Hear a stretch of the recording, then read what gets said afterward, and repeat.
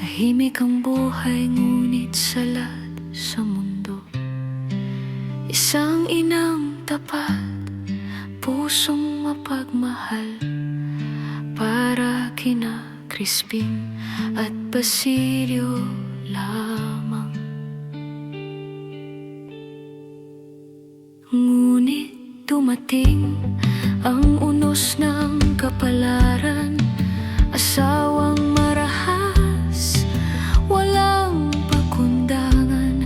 Kahirapan at luha ang naging kasama, ngunit sa mga anak, siya'y may pag-asa. Isang gabi, hindi na umuwi si Crispin. Pinaratang ang magnanakaw ng walang dahilan. Nagnakaw sa simbahan ng paratang.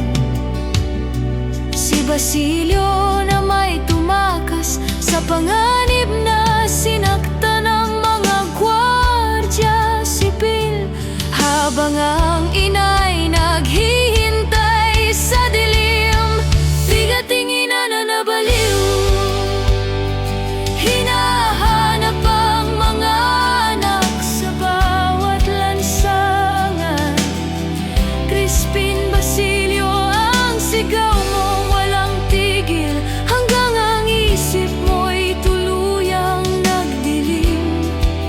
Hindi sa kahinaan, kundi sa sobrang sakit, ay naging baliw sa kalungkutan at lumbay.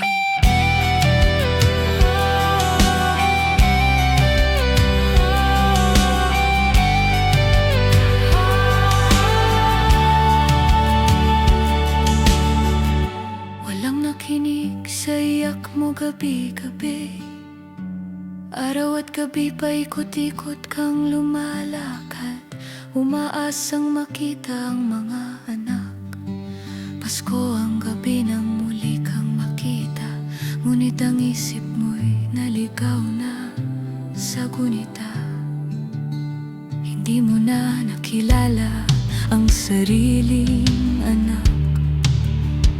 Sa sobrang lumbay at bighati,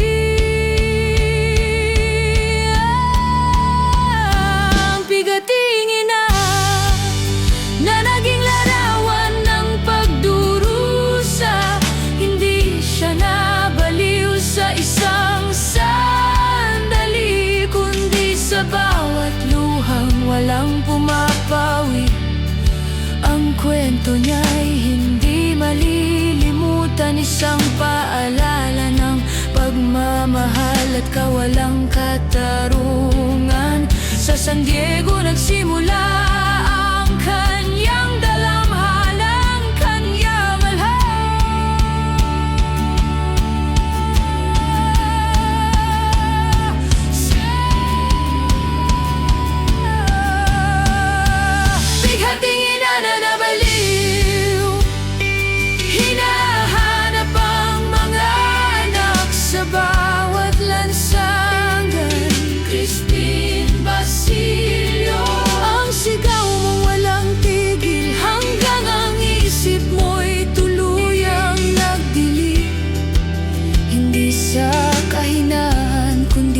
sobrang sakit,